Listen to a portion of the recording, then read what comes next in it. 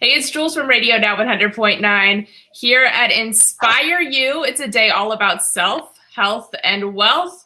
And I thought the perfect guest to have with us today is Bebe Rexha. How Hi. you doing, Bebe? Good. How are you? I cannot complain. So where are you currently at right now? I am in my home in Los Angeles. Amazing. How are you doing with this whole quarantine and this pandemic? 2020 has just been crazy, right? I mean, it's been definitely the most interesting year that I've ever been alive. It's been interesting. Um, it's tough. Some days are easier than others, and it's just different and weird. Like, still can't seem to wrap my head around it. But I've been Definitely. What able oh, I'm sorry, but I've been able to like find the happy moments out of all of it. What is something that you think is going to be a positive that we're all going to take from this post-pandemic, whenever that is? I think that one thing that I've learned that I'm taking as a positive, and I am hoping other people have as well, is that being alone and being alone with yourself is like a really beautiful thing. And I always had a hard time.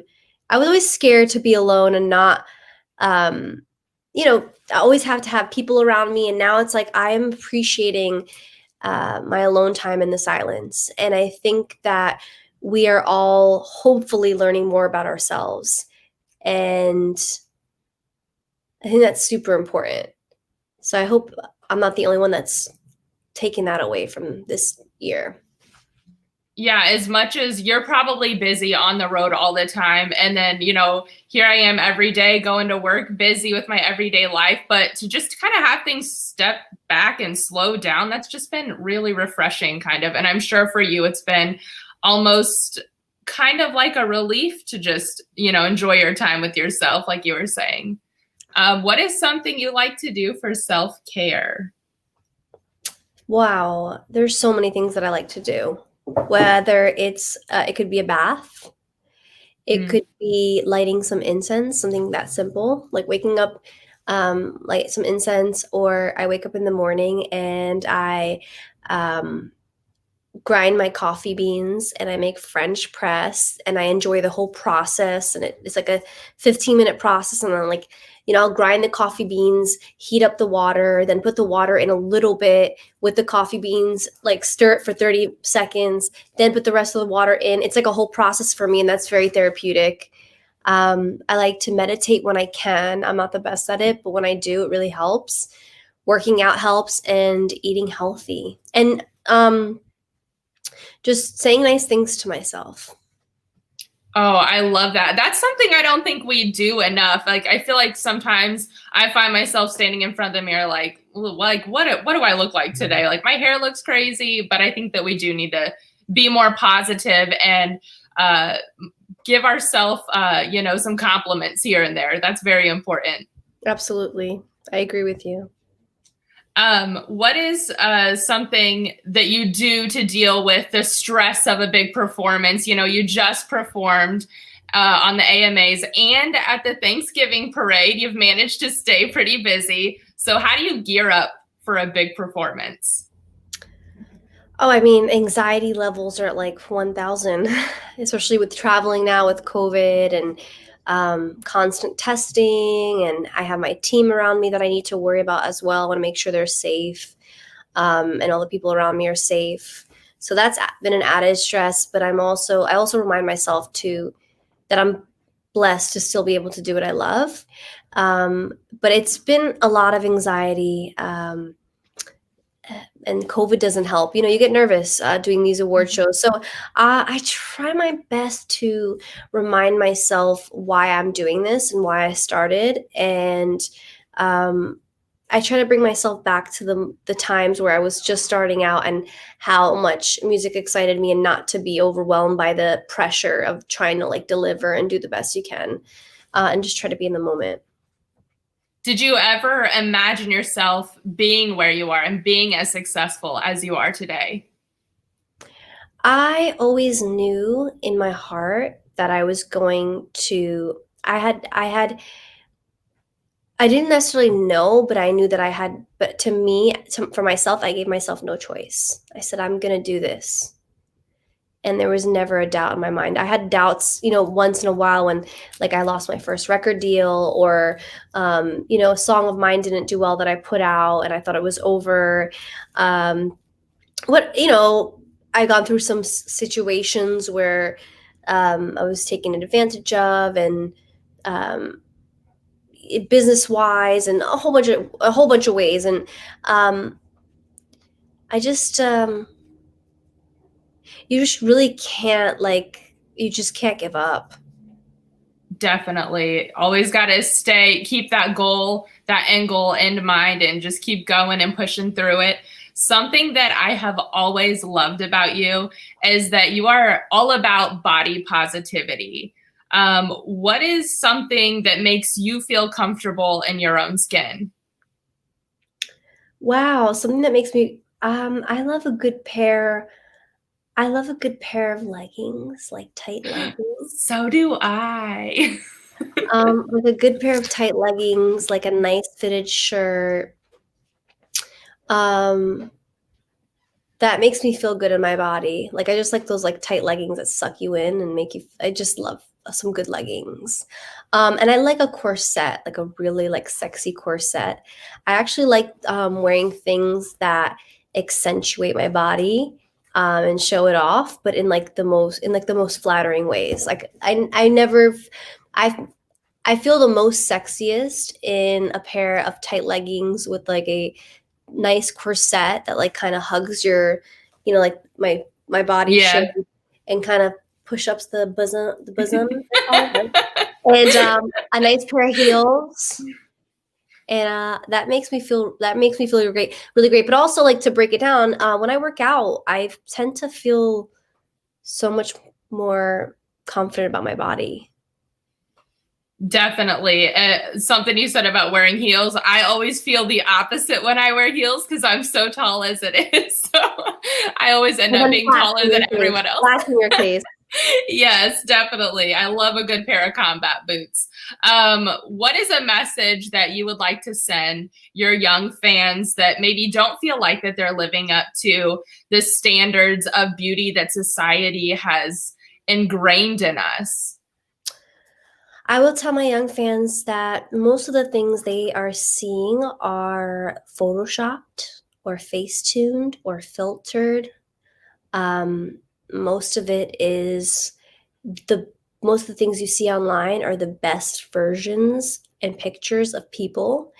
And if you were to see the actual real versions without any Photoshop, and without the celebrities or the people they look up to taking 1,000 pictures of one look, that you would be very surprised to see that they're just like you. They have acne, they have bloated days, they um, have stretch marks, cellulite. I mean, I do, and I think that um, you have to remind yourself that it's just so hard because that's something that we're constantly being fed. And even me as a female, like, I feel like I sometimes fall into that too. I'm like, I want to use a filter. I don't like how my face looks. The filter makes my lips bigger and my nose smaller and my eyes bigger. And it kind of messes with your head. And but I fall into it. But it's okay to use it, and, like, once in a while, as long as you don't let it affect the way that you think and look at yourself. So I would tell my fans that don't fall into the hole of what people look like on Instagram. That is the best version of themselves, and most likely it's filtered or photoshopped. And that you are beautiful the way that you are, and the only the only person's opinion that matters of you is yourself. So make sure you tell yourself that you're perfect and you're beautiful. I love that. And it's true. We are seeing everybody's highlight reels when we get on Instagram. I mean, I'm guilty of standing there taking 20 pictures just to get Trust me, one that I girl. like. So, I'll take a I hundred. mean, I'll take 100. I'm like, got to I get need those that one good angle, angles. um, so let's talk about your new single, Baby, I'm Jealous. One of my favorite lyrics is, speaking of body positivity, waist trainer for a tinier waist. Can't help it that I like the way food tastes. I love that. So how did Baby, I'm Jealous come about? It came from a place of insecurity and jealousy. I was in a relationship, and I've never really dealt with a relationship like over like Instagram. Like I don't know, I never really was in a serious enough relationship where we would follow each other and it was like a thing. But I had seen him liking some other girls' photos and doing some shady things, and I thought it was a bit disrespectful, and it bothered me a little bit. And it happened constantly. It wasn't like a one-time thing. And I was like, kind of like, okay, this is really bothering me. I want to speak about this. So I spoke to him about it. And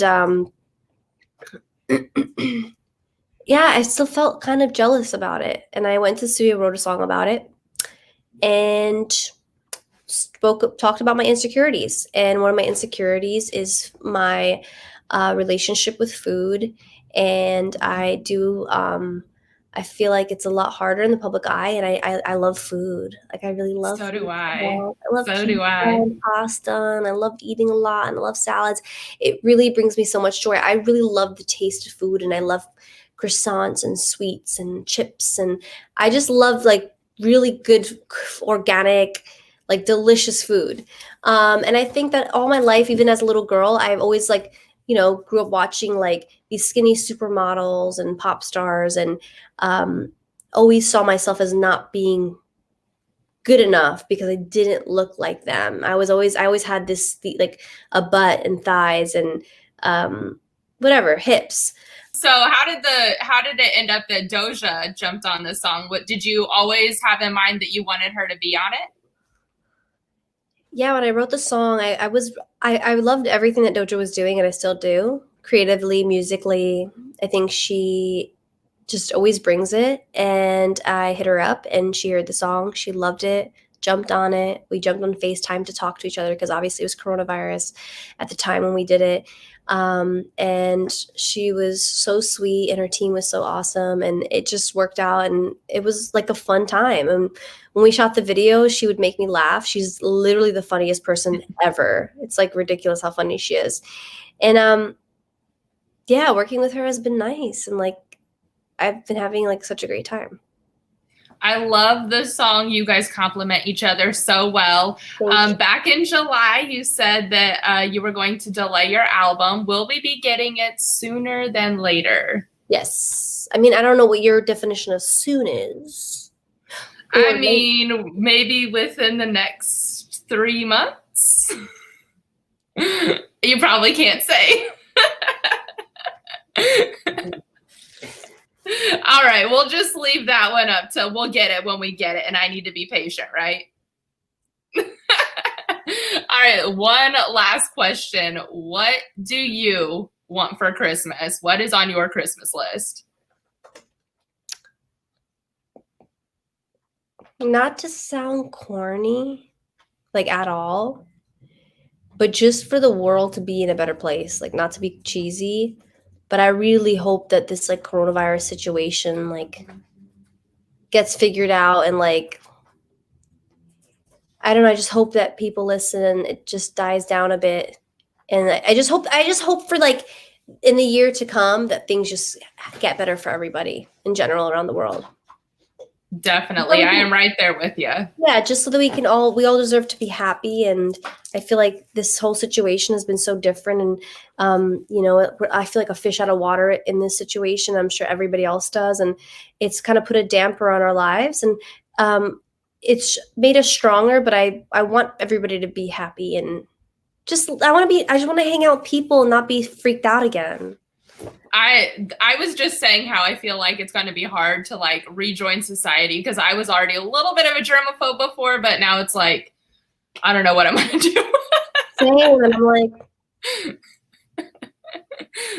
well, hopefully 2021 has some good things in store for us. I'm wishing for that as well. Thank you so much. You too. And thank you for joining us for Inspire You today and inspiring us. We love you and thank you so much, Bebe. Thank you so much, Jules. Thank you.